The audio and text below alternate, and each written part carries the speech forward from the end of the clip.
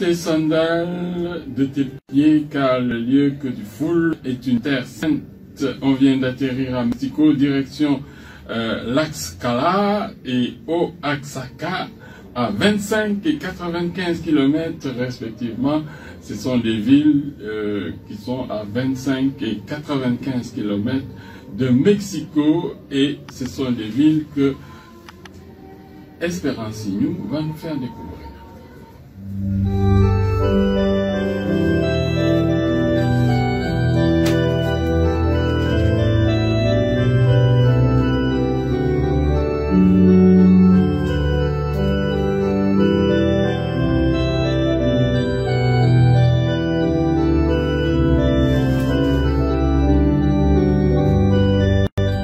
Après vous avoir présenté les villes de Tehuacán et de Cholula, situées respectivement à 254 km et 95,5 km de Mexico, nous allons vous faire découvrir Tlaxcala, Notre-Dame d'Ocotlán et la ville d'Oaxaca. Tlaxcala, Notre-Dame d'Ocotlán est le bâtiment de l'archidiocèse de Puebla, l'église à le rang de basilique mineure depuis 1957. Les missionnaires franciscains avaient accompli leurs réformes et accomplissent un travail extraordinaire. Les Indiens sont soumis aux travaux forcés. Le pape Paul III, dans sa bulle Sublimus Deus 1537, doit rappeler que les Indiens et tous les autres peuples dont les chrétiens auront désormais connaissance, même s'ils vivent hors de la foi du Christ, ne doivent pas être privés de leur liberté, ni de la possession de leur bien. La Vierge Marie serait apparue à un indigène appelé Juan Diego Bernardino le 27 février 1541. Quelques années donc après l'apparition à Guadeloupe. Le lendemain, plusieurs personnes rejoignent le voyant sur le lieu de l'apparition et, attirés par des phénomènes lumineux, ils découvrent ensemble une image de la Mère de Dieu dans un arbre. Le portrait miraculeux a été placé au-dessus du maître-autel de l'actuelle basilique. La Vierge offre à boire une eau pour soulager et guérir les malades. Elle exprime combien son cœur souffre de voir tant de malheurs et qu'elle veut y remédier. Elle recommande aussi de porter son image. Le sanctuaire est de style baroque. Il a été construit pour obéir à la demande de la Vierge Marie qui serait apparue à Juan Diego Bernardino en 1541. Des peintures racontent tout cela. Le sanctuaire contient aussi des retards, œuvres de l'indigène Francisco Miguel, sur la façade. Il y a comme une coquille où se tient la Vierge, Saint François d'Assise et 7 archanges. La Vierge est celle de l'Apocalypse et se tient sur 3 mondes, les franciscains, les clarisses et les tertiaires laïcs. À droite et à gauche de la porte principale, Saint Ambroise et Saint Jérôme, Saint Augustin et Saint Grégoire. Ce sont 4 théologiens de l'époque patristique qui ont parlé de la Vierge Marie. La fête a lieu le premier lundi du mois de mai. Le pèlerinage est ouvert toute l'année. Les pèlerins reviennent avec une vénération, un respect religieux qui les marque longtemps. Marie veille sur l'Église. Et pas seulement, son cœur est grand comme le monde et elle implore devant le Seigneur de l'histoire pour tous les temps. La foi populaire l'a bien compris et Sage Marie du destin de nos nations, elle qui est une reine maternelle. Oaxaca. Dans l'état de Oaxaca, état riche en gastronomie et duquel sont originaires quelques-uns des peintres mexicains les plus géniaux, tels que Rufino Tamayo et Francisco Toledo. Vous trouverez la ville de Oaxaca et les zones de Monte Albán, déclarées au patrimoine de l'humanité, et Midla. Vous connaîtrez également Zipolite, une des places naturistes les plus fréquentées, et Huatulco, une des destinations touristiques qui a beaucoup de succès avec ses 9 belles vierges d'une inégalable beauté. Nous vous proposons une randonnée dans les montagnes de la Sierra Madre, entre les pins et les cactus, à la rencontre des communautés locales. La construction de la cathédrale de Oaxaca débute en 1535. Ce n'est qu'à partir de 1640 que l'église commence à fonctionner comme cathédrale. Elle est dédiée à Notre-Dame de l'Assomption. En 1535, l'évêque de Santo Domingo, Don Sébastien Ramirez de Funer, prit l'initiative de la construction qui s'achève en 1544. L'église était alors composée de 3 nefs couvertes de paille. C'est autour de 1657 que les autorités ecclésiastiques ont autorisé la construction des voûtes des nefs, de la sacristie et de la salle capitulaire. Cette phase des travaux de la cathédrale de Oaxaca s'est terminée en 1678. En 1682, commencèrent les travaux des chapelles latérales qui se conclurent en 1694.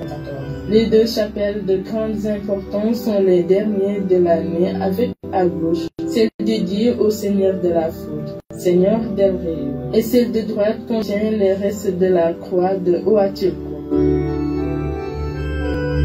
L'édifice fut reconstruit et consolidé en 1724 par Miguel de Samaria pour résister au tremblement de terre. Le groupe de sculptures du presbytère à marbre présente une image de la Vierge de l'Assomption à bronze de l'artiste italien Todoli. L'inauguration et la dédicace de la cathédrale de Oaxaca à la Vierge de l'Assomption ne fut réalisée qu'en 1733 par l'évêque Francisco Thiago et Caldera. Entre 1741 et 1752 fut construite la façade principale du style baroque. Les portes nord et sud furent décorées dans le même style baroque avec les mêmes divisions. La porte nord présente Moïse et la sud Santa Rosa de Lima. Dans les années 1890, la toiture de la façade est remplacée par un clocher. Les 2 tours latérales de la façade furent construites en 1931 suite à un tremblement de terre. Le Seigneur de la Foudre, Seigneur del Rio, est un des objets de culte importants de la cathédrale de Oaxaca et donne également lieu à de grandes festivités que vous aurez peut-être l'occasion de voir lors de votre voyage. Le Seigneur de la Foudre est une image de bois qui date du XVIe siècle et qui fut offerte à Oaxaca par le roi Charles Quint. La croix fut, quant à elle, réalisée par un artiste italien. Son nom provient d'un accident survenu à la statue alors que la cathédrale de Oaxaca n'était qu'un temple ouvert. La foudre serait tombée sur la statue et aurait tout brûlé hormis cette représentation du Christ. La fête qui lui est dédiée a lieu tous les 23 octobre où les croyants réalisent les 33 jours de dévotion afin de demander un miracle important. Les fidèles réalisent 33 jours de prière face à l'image du Christ. C'est l'occasion d'une fête importante pour la communauté. L'intérieur de la cathédrale est décoré principalement de fleurs, créant un spectacle particulier. Surtout si l'on considère la somme investie et la pauvreté de beaucoup de fidèles. Devant la cathédrale, sur la place de la Vierge Lyon, à proximité du Zacolo de Oaxaca, on peut voir des paladins qui arrivent à la cathédrale et un ensemble de danses accompagnées d'un orchestre se déroulant sur le parc. À la nuit tombée, on y fait brûler une grande tour de feux d'artifice. Un autre élément important de la cathédrale est son nom. Construit par Mathias de Chavez en 1711 et 1712, il a été restauré par une association de Oaxaca, l'Institut des œuvres historiques de Oaxaca, ou l'OIJ.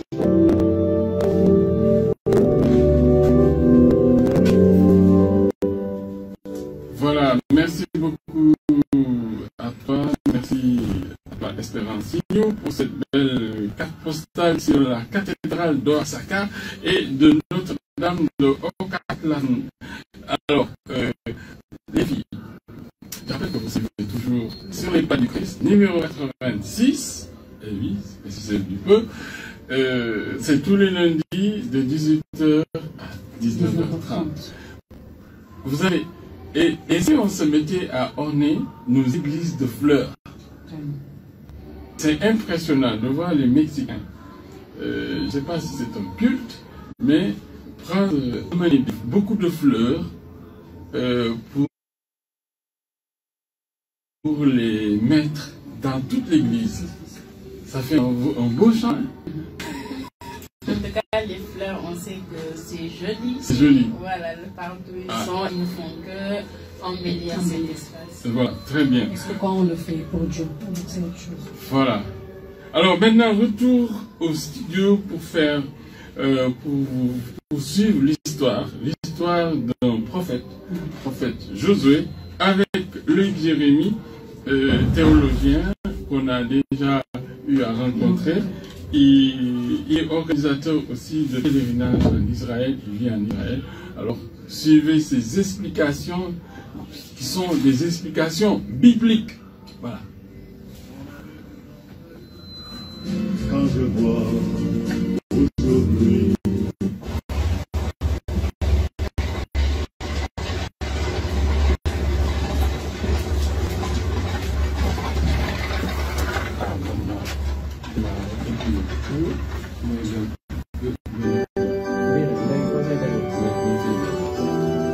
en CB avec Agnès Divorça.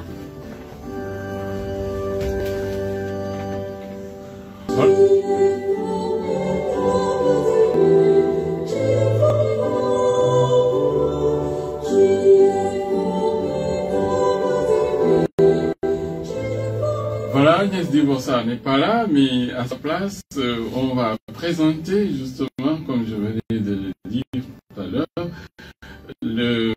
l'histoire du prophète Josué. Vous avez certainement entendu la première lecture hier où Josué, on parlait de l'histoire de Josué.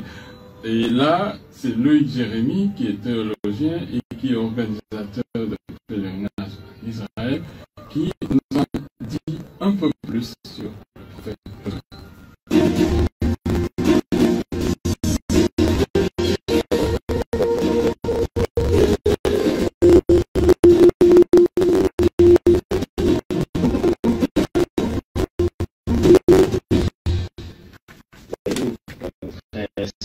Josué, ça veut dire en fait en hébreu Yeshua. Ce qui signifie en fait Yahvé sauve. Voilà. Josué veut dire en hébreu Yeshua ou Yahvé sauve. Josué était un compagnon d'œuvre de Moïse. Josué était en fait un fidèle serviteur de Moïse dans le désert. Josué voyait comment le Seigneur en fait utilisait Moïse. Josué voyait comment Moïse en fait se comportait quand il était face à la dépression. Josué était là et Josué en fait a participé en fait à beaucoup d'exploits aux côtés de Moïse.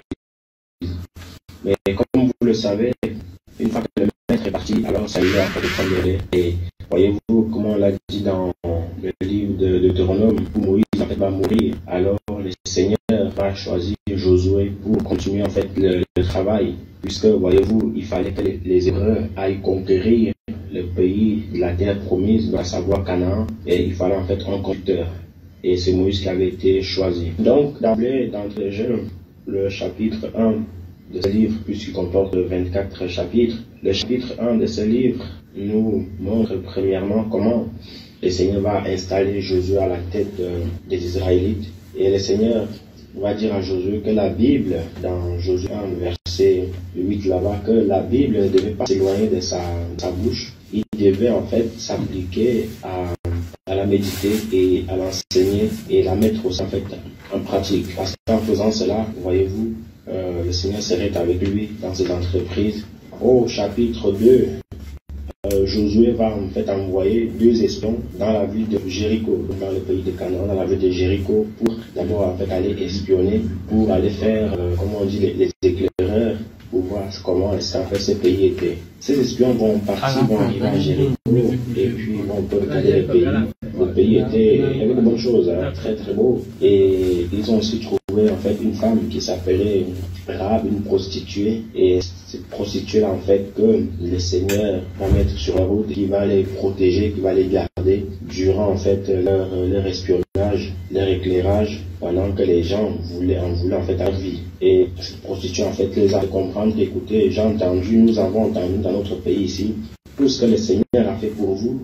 Mais s'il vous plaît, quand vous viendrez en fait conquérir mon pays, ma ville, de grâce, épargnez-moi et ma famille, parce que je n'ai pas envie de mourir. Et les espions vont être reconnaissants, ils vont dire, ok, il n'y a pas de souci, on épargnera ta famille, mais il faudra en fait que tu donnes des signes avec des fils avec des fils rouges. Qu'est-ce qui s'est passé? J'aimerais juste en fait marcher en vitesse par rapport à cette prostituée-là. Le Seigneur, parfois, quand il fait ces choses, on peut dire qu'il fait ces choses avec humour, ou d'autres aussi qui ne le comprennent pas peuvent dire en fait qu'il se contredit. Dans la mesure où quelqu'un d'immature, il faut le dire comme ça, quelqu'un d'immature, quelqu'un de religieux peut se poser la question, comment ça se fait que le Seigneur utilise une prostituée, une femme de mauvaise vie, pour accueillir ces gens-là? La prostituée n'a rien à voir avec le Seigneur. Non, mon frère, non, ma sœur, ce n'est pas comme ça qu'il faut voir les choses. Souvenez-vous aussi, en fait, dans les évangiles où le Seigneur va dire aux pharisiens attention, parce que les publicains et les prostituées, en fait, vous dévanceront dans le royaume des cieux. Donc, c'est des gens, parfois, en fait, on n'en fait pas cas d'eux. C'est des gens, en fait, on les exclut de la société. Pour nous, en fait, ils ne valent même pas en coup devant le Seigneur. Mais au fond, Dieu les aime. Et c'est aussi, en fait, des gens de personnes qui se convertissent parfois beaucoup plus vite qu'un religieux. Donc, c'est ce qu'il faut comprendre ici. En tout cas, donc, ces deux espions, en fait, vont partir et puis vont revenir auprès de Josué, vont lui faire des comptes et puis vont quand même dire à Josué que, écoute, là-bas, c'est un beau pays. Alors, on peut quand même y aller, Et qu'est-ce qui va se passer? Josué va réunir toute son armée, tout le pays d'Israël. Alors, ils vont prendre la route vers la conquête de ce pays-là, dans le Canaan, la terre promise. La Bible nous parle aussi en fait d'un miracle que Josué fit. Voilà. Josué fit en fait un miracle, tout comme le miracle que Moïse avait fait dans la mer Rouge. C'est-à-dire que Josué, en fait, par la grâce de Dieu, sépara en fait le fleuve en deux. Vous pouvez le lire dans Josué chapitre 3, le verset 9 au verset 17, où Josué va séparer la mer en deux et les sacrificateurs qui portaient l'arche vont passer à sec. C'est pour dire quoi? C'est pour dire que Josué étant obéissant, Josué étant un bon élève, alors le Seigneur n'a pas manqué de lui faire le miracle que Moïse. Et Josué aussi, en fait, à cette époque-là, il y avait toujours de l'alliance avec le Seigneur avait dit à Moïse de construire dans les livres que nous avons lus avant. Donc, et les sacrificateurs, prêtres, en fait, c'est eux qui portaient en fait cette arche-là. Au chapitre 5, nous voyons en fait comment Josué va rencontrer en fait les chefs de l'armée de l'Éternel, les chefs de l'armée de l'Éternel. Il va demander au chef de l'armée, est-ce que tu es avec nous ou est-ce que tu es contre nous? Alors le chef de l'armée va lui faire comprendre qu'il est avec eux, mais qu'il devait ôter ses chaussures, parce que le lieu où Josué se trouvait était un lieu saint consacré à Dieu. Et juste pour faire un petit point ici, le chef de l'armée, comme vous le savez, nous avons eu en fait un enseignement sur les anges de Dieu, et nous avons vu en fait que les chefs des armées de Dieu, il y en a plusieurs, et d'après ce que le Seigneur nous dit, les chefs de l'armée de Dieu, c'est l'archange Michael. Parce qu'une fois, le Seigneur l'a mandaté pour aller combattre contre le diable dans Apocalypse 12, 7 là-bas. Et la deuxième fois, dans le livre de Jude, où il discutait en fait le corps de Josué contre Satan. Quand il allait faire la guerre, d'aller défendre en fait les enfants de Dieu, c'est Michael qui est mandaté pour aller combattre. Ça, c'était juste une petite parenthèse. En continuant au chapitre 6, on voit en fait ici comment les Hébreux, les Israélites vont s'emparer de Jéricho. Voilà. Le Seigneur va leur dire, allez combattre, et puis qu'est-ce qui va se passer?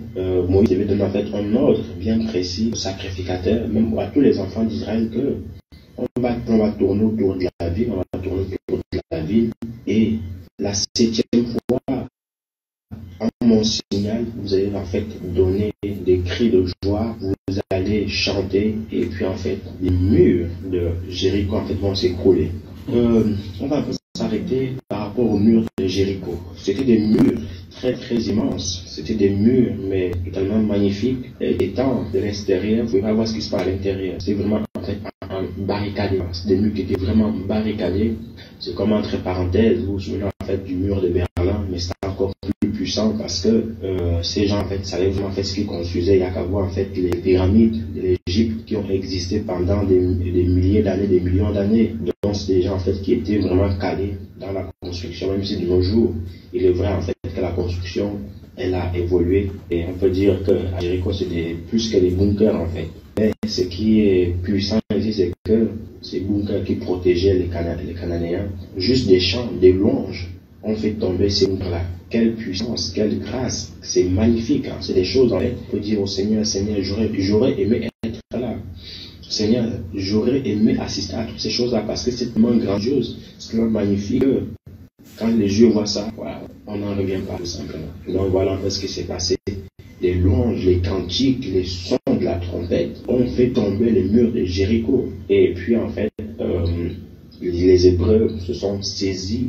C'est là, il y a eu une bataille énorme. Et voilà, c'était la première bataille remportée par Josué dans la tête en fait des Hébreux. Et puis, bon, cette histoire, vous pouvez la lire dans Josué 6 là-bas. Et puis, Josué va quand même connaître en fait sa première défaite. C'est-à-dire que les Hébreux étaient aussi, tellement ils étaient puissants, tellement ils étaient forts. Partout où ils passaient, en fait, ils terrassaient tout le monde. Qu'est-ce qui s'était passé? Il était question en fait que les Hébreux aillent conquérir le pays d'Aï. Et en y allant, le Seigneur les avait dit, écoutez, quand le combat va commencer, quand vous aurez fini en fait d'assujettir ces pays-là, ne prenez aucun objet, ne prenez rien du tout. Voilà, parce que c'est des idoles, principalement le pays.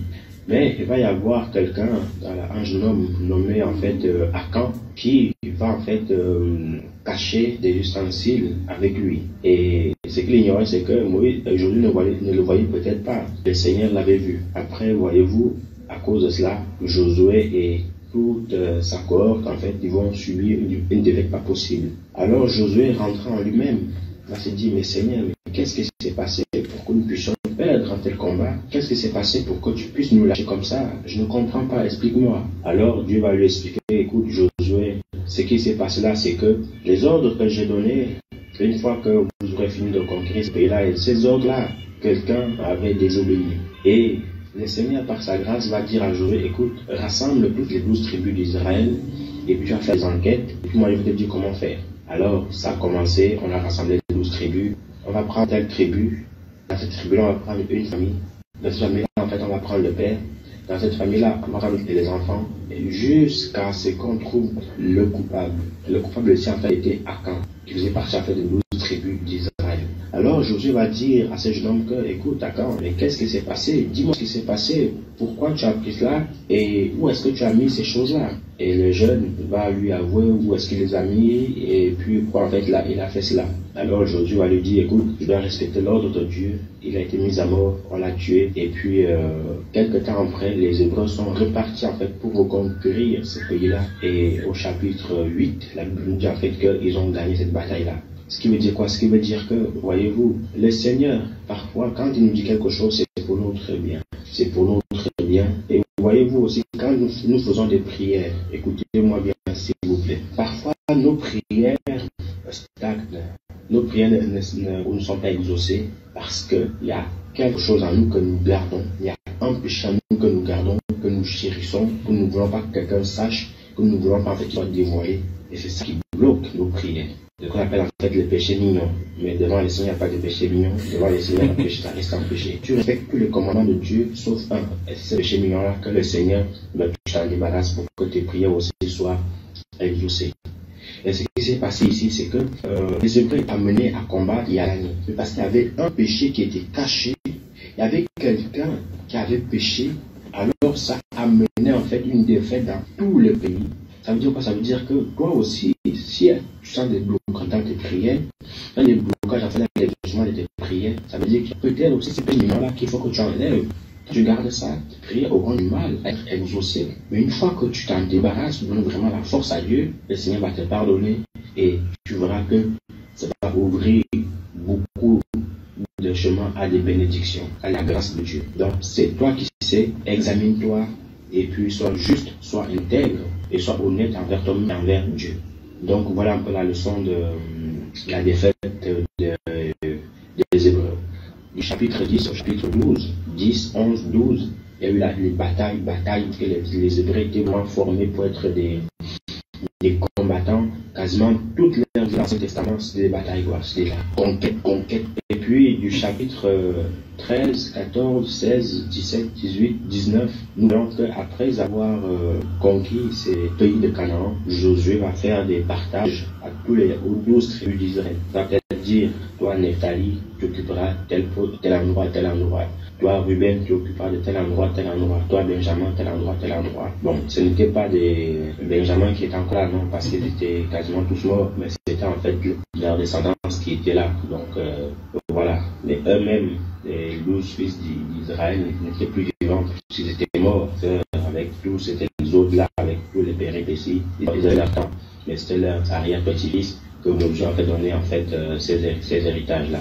Et puis, en continuant au verset 23, nous voyons comment Josué, étant avancé en âge, va appeler les anciens d'Israël, va leur dire que maintenant, écoutez, je suis avancé en âge, je suis vieux et je manque un peu de force et l'Éternel va t'enlever. Va leur raconter, pour les motiver, comment le Seigneur a été avec eux de l'Égypte jusqu'à Canaan et qu'ils ne devaient pas en fait s'éloigner, qu'ils ne devaient pas abandonner le Seigneur puisque Dieu les aimait, il voulait en fait que leur bien. En gros, comment père de famille, comme on le disait avant avec Moïse, il va partir, il donne des instructions à ses enfants. C'était aussi en fait pour les encourager à ne jamais se détourner du Seigneur. Et Josué en fait leur montrait le bon côté de l'Éternel, que s'ils suivaient l'Éternel, alors l'Éternel ne pouvait que les bénir. Mais de l'autre côté aussi, en fait, si vous voulez s'éloigner de l'Éternel, alors Dieu ne pouvait que les frapper. Voilà, c'est comme ça avec Dieu. On est sage, gloire à Dieu, on est pas sage, petite chicotte, petit coup d'atome. Quand on arrive au chapitre 24, on voit Josué en fait, avant sa mort,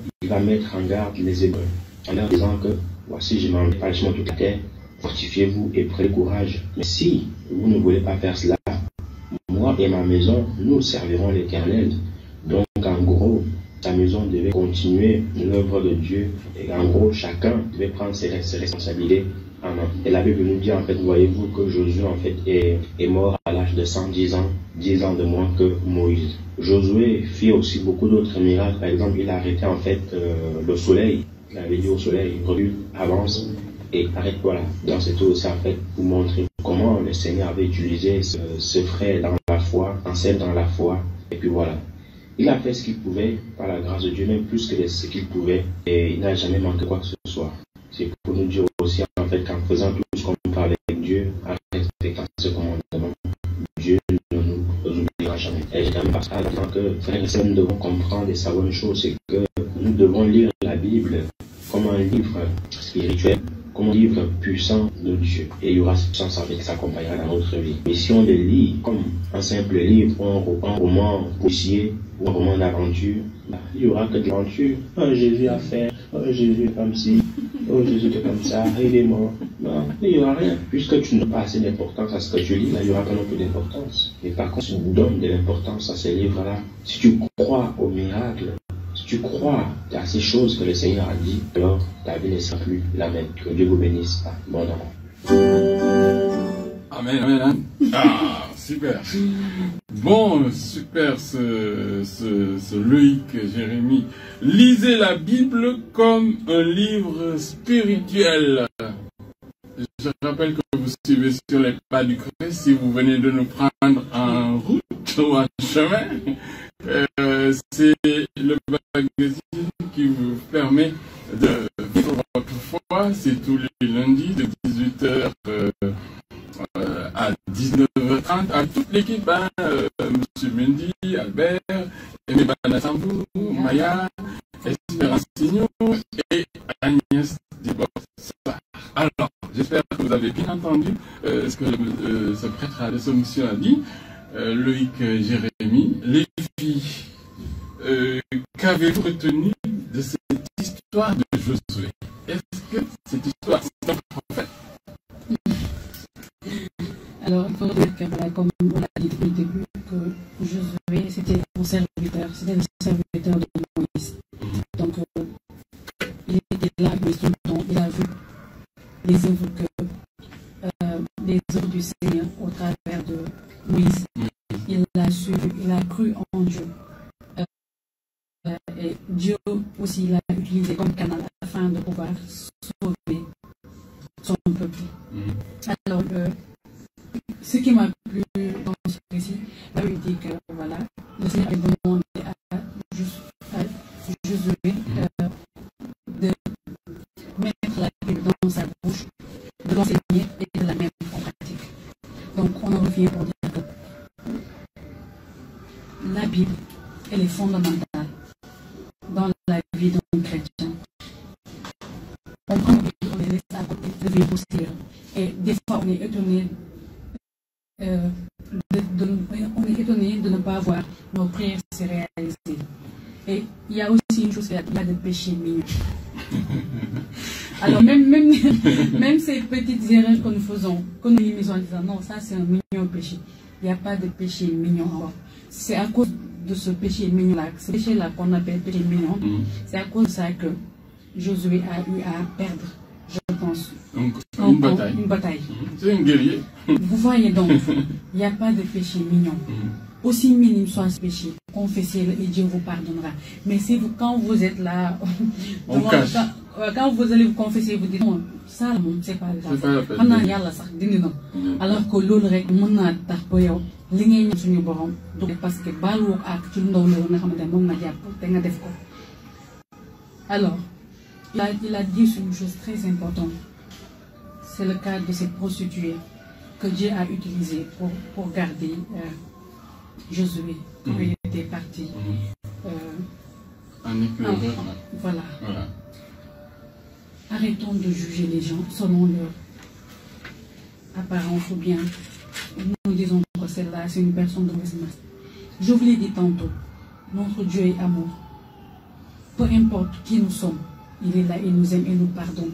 Je l'avais dit tantôt lors de la méditation. Ce qui compte, c'est réellement ce qui se trouve dans le cœur. Dans la Bible, il est écrit que même les prostituées, ceux-là qu'on appelle les prostituées, c'est eux-là qui vont même nous devancer au paradis. Tout ça pourquoi? C'est pas ce que nous voyons dehors qui compte, mais c'est le cœur en fait. Ces gens-là, on peut les indexer, mais peut-être qu'ils valent mieux que nous. Oui, parce qu'au fond, ils se convertissent, ils valent mieux que nous. Nous disons que nous avons la foi, nous partons tous les jours à l'église, alors que dans notre cœur est plus noir que le charbon. Donc ça n'a aucun sens au fait.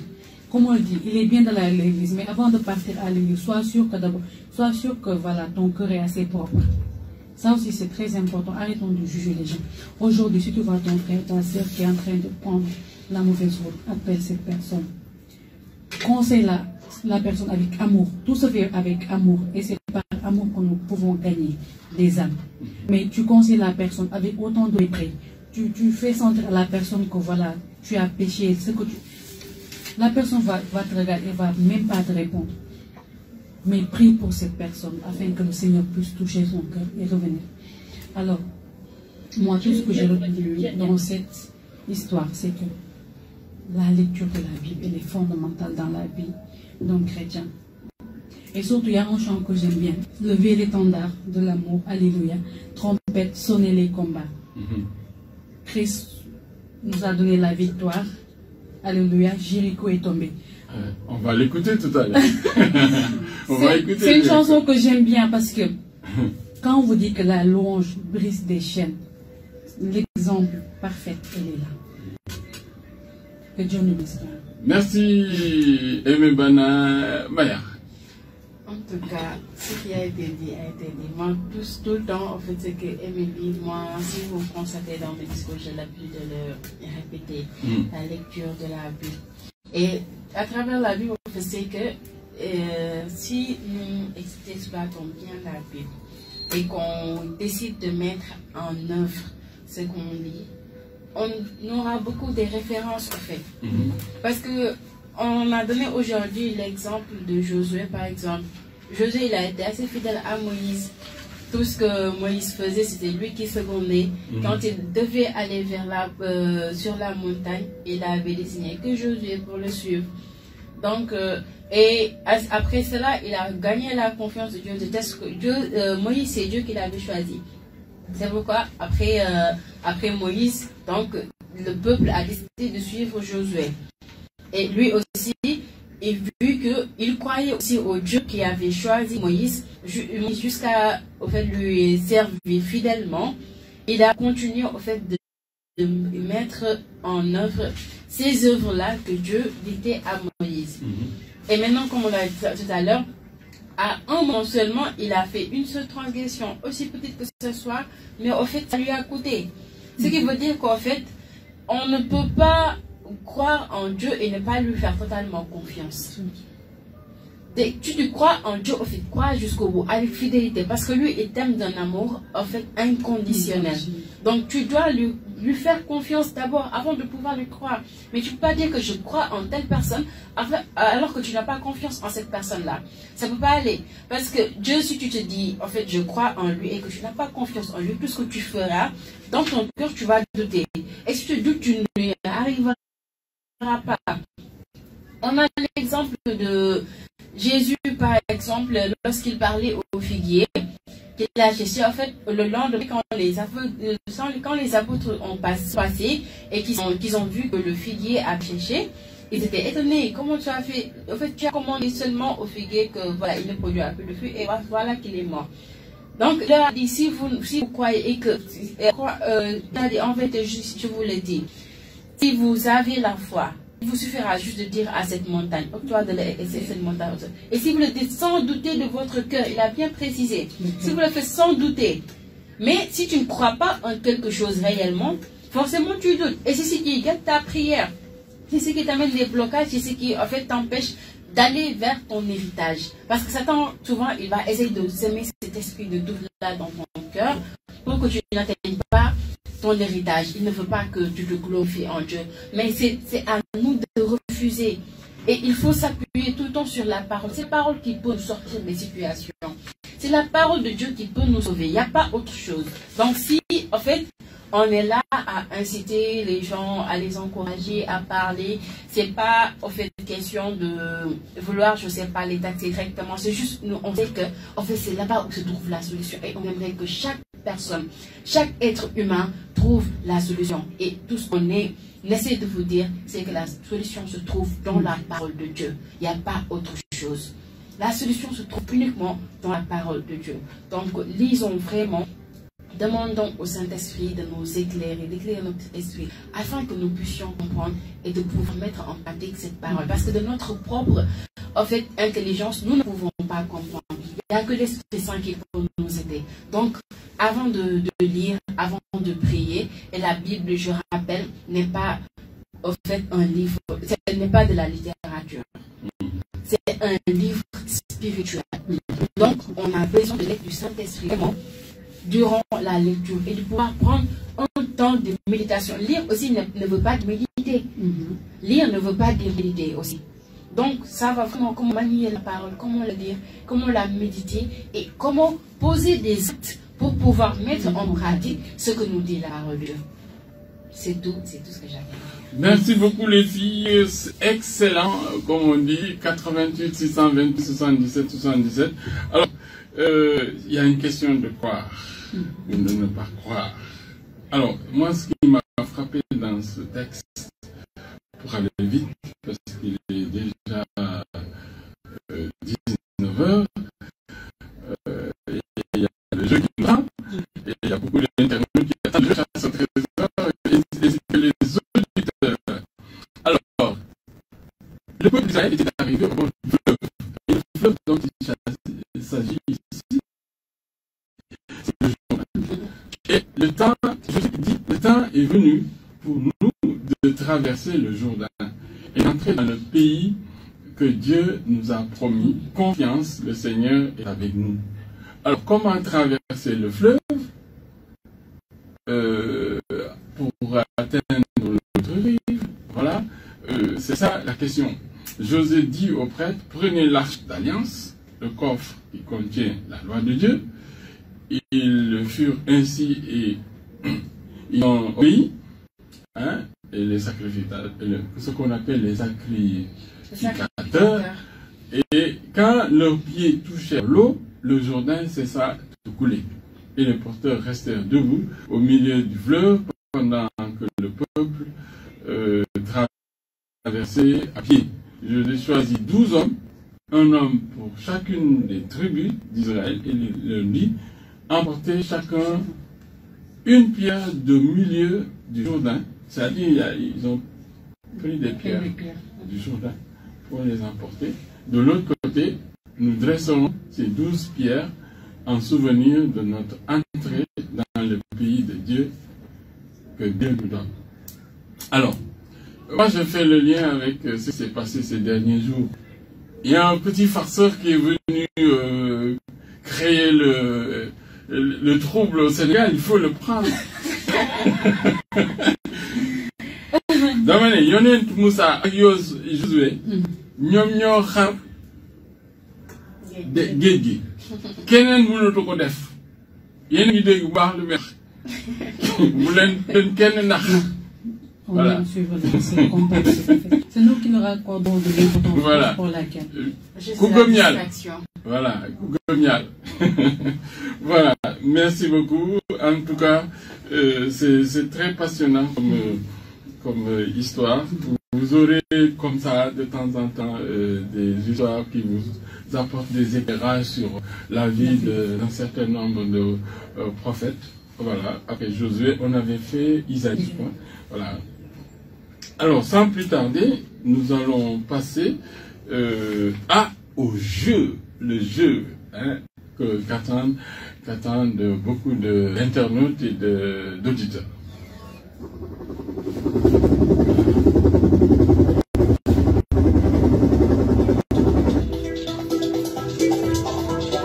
Catholic Game avec Maya. Voilà, Catholic Game avec Maya. Aujourd'hui, c'est la chasse au trésor. La chasse au trésor, numéro 30, je crois. Ah oui. Alors, il y a trois énigmes. Les trois énigmes à trouver. Voilà, à vous, Maya.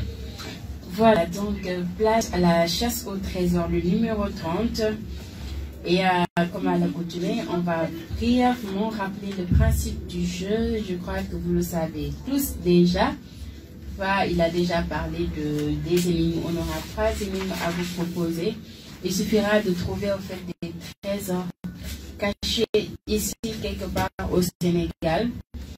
Et ce sera à vous d'essayer de trouver où et c'est quoi exactement le trésor qu'on cherche et dans quel lieu on va trouver ce trésor. Donc grâce aux énigmes et aux indices qu'on va vous donner après chaque minute, cela vous permettra en fait d'avoir des éclaircissements sur la nature du trésor et le lieu où se trouve ce trésor. Et il faut préciser les deux en même temps, la nature et le lieu. Et comme à chaque fois à la fin du jeu il y aura des gagnants qu'on va leur offrir des cadeaux, voilà. Donc je crois pour cette chasse au trésor vous aurez besoin comme d'habitude de vos Google Maps et d'un hélico peut-être. Non, l'hélico on va le mettre en sous. D'accord. En sourdine. Donc préparez vos Google Maps, vos téléphones, en tout cas tout ce qu'il vous faut pour trouver des trésors cachés un peu partout au Sénégal. Donc on n'est pas en dehors du Sénégal, on est au Sénégal.